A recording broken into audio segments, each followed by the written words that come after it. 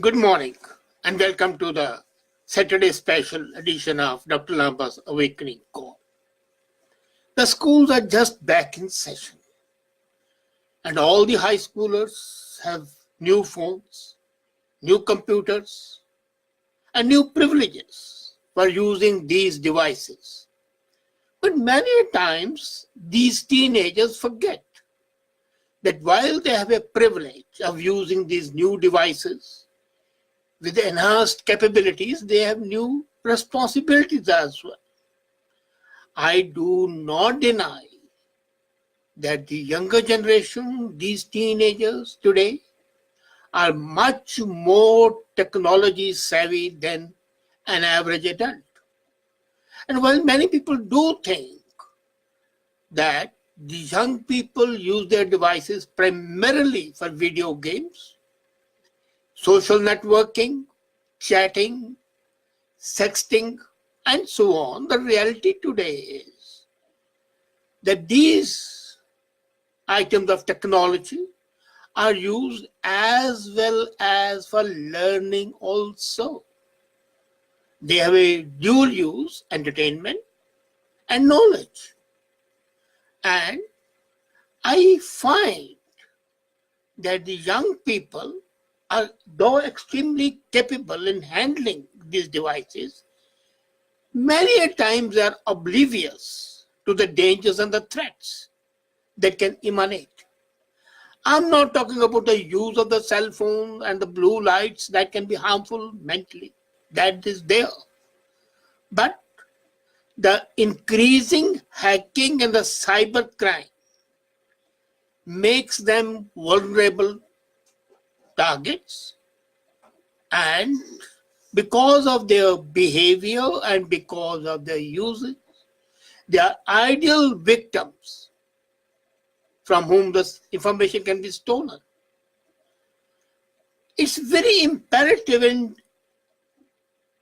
a need that is crying need that these young people must keep their devices and the information secure, behave appropriately on social media, and share devices.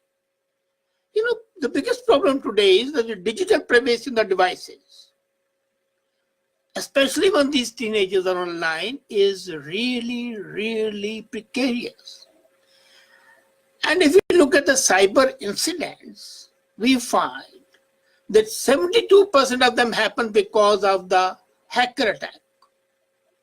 63% are data security. Malware 54%, and errors by the user is just 32%. So it's an outsider who is more responsible for the problem of the cyber incident. And it causes a loss which you cannot underestimate. Business interruptions for the business people, reputation loss, which is very important for the teenagers, liability claims possible, and the data restoration costs are very high. So how should these young people protect themselves? This is extremely important in cybersecurity. And they are to protect not only themselves, but because they are using shared devices, also their friends. So it's a responsibility of the teachers and the parents and the elder siblings to coach these teenagers, the new freshers who are all agog and excited with the new devices, and they're comparing them. They are free now, free as birds, because this online experience enhances their social circle. So there are some things which you have got to be sure about, and that's required. There are 5 things basically which they must be careful about to protect themselves, their devices, their friends, their privacy, and their reputation. The first is the passport safety. The passports are the keys to the digital life.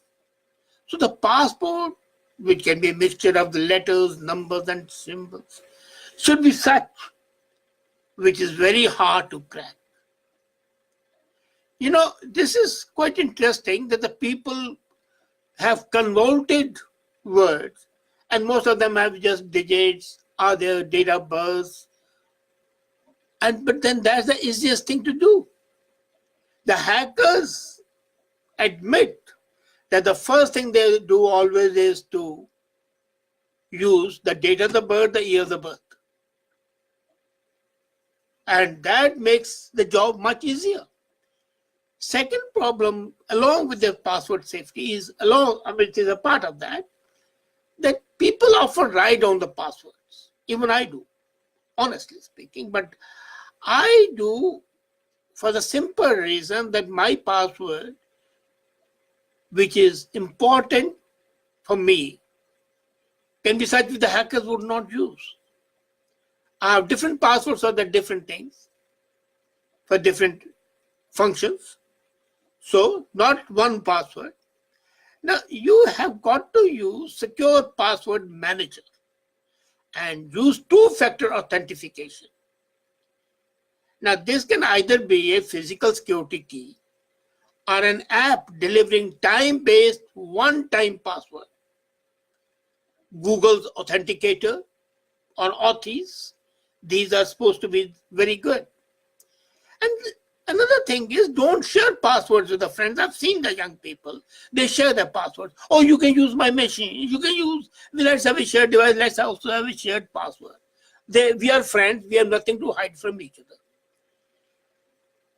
Giving password to a friend is like giving a key to of your home or your friend to somebody. And along with giving the key, you give them the power to see everything that you have done. And quite possible, if they are bad, they might also impersonate you online. For the same reason, don't share username or the password on the shared computers and log out when you're using someone else's devices. You see, the biggest thing is that we are penny wise, pound foolish. We are lazy enough and do not use cloud storage system, which is extremely capable of hiding our identity and ensuring our safety. I mean, you can have either the cloud storage system or you can have the external hard drive, but the teenagers have to be told about that. So that's the first thing. Second is the mobile safety. The best way to protect your smartphone is to know where they are at all times. Set a password on the mobile phone also. And be sure to set it up so that you can remotely wipe it out if you happen to lose a mobile phone. And another thing is, the teenagers are not careful when downloading apps. Many a time the hackers create apps that look like very genuine popular apps. But these are in fact malware and steal your personal information. The best thing is to disable Bluetooth on your devices unless you are actively using a Bluetooth connection. And this is all the more important in public places. Using a Bluetooth is convenient, but it opens up your phone to being hijacked and having your data stolen. And this is very dangerous. Avoid public Wi-Fi network. You know, public Wi-Fi network can be penetrated by hackers very easily. And they can be set up. As a matter of fact, sometimes public Wi-Fi network is set up by the hackers themselves, and they're operated by data thieves who can watch the traffic and see what you do online. Consider using virtual private network,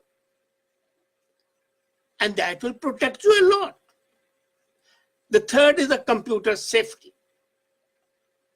In this, one thing is very important. Your webcam has a camera. So have a camera cover on the webcam, on your computer, on your laptop. You know what happens? You are away, but they can penetrate through this camera and see everything. They can even break into your computer and remotely activate it, watching your every move. So your privacy is not there. And many times the teenagers Pictures have been taken without their knowledge and then used to blackmail them. And there have been cases when the teenagers have committed suicide because of that. So cover your camera all the time unless you are using it. And many times we receive very interesting emails, very attractive ones. Don't open them. Don't open them unless you know the sender of the email.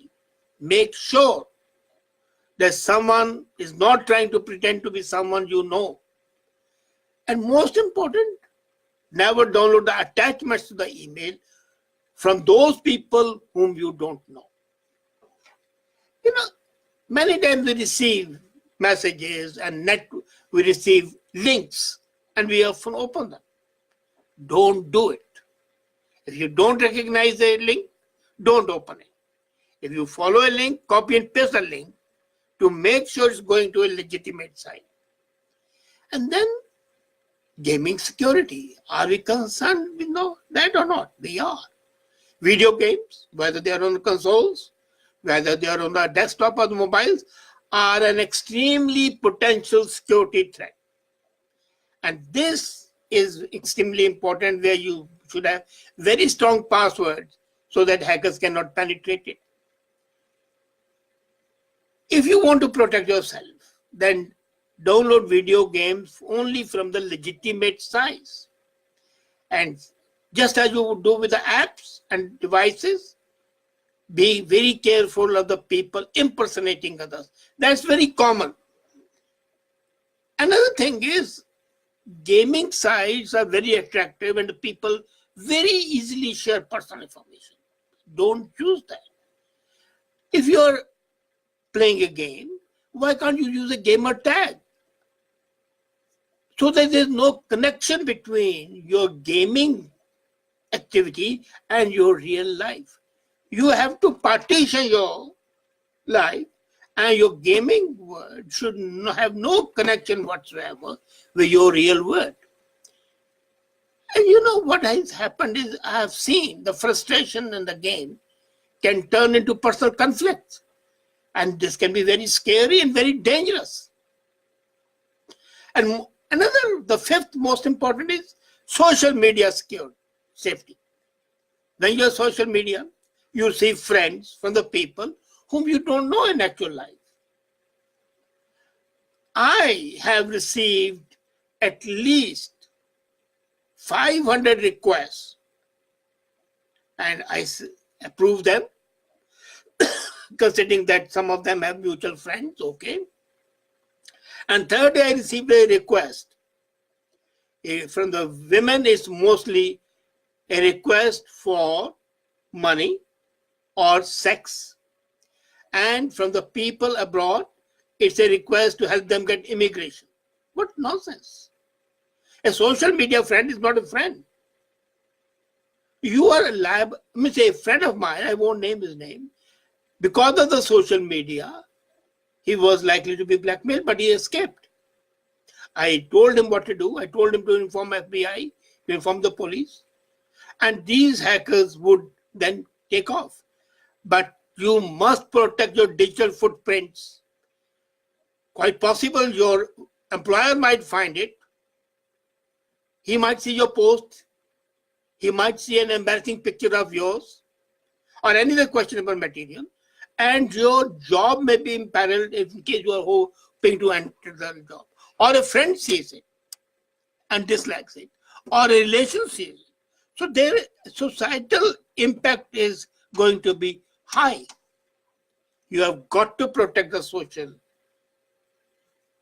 life as well. The social media safety, you have to be clear about. Don't forget that the cyber bullies are online stalkers.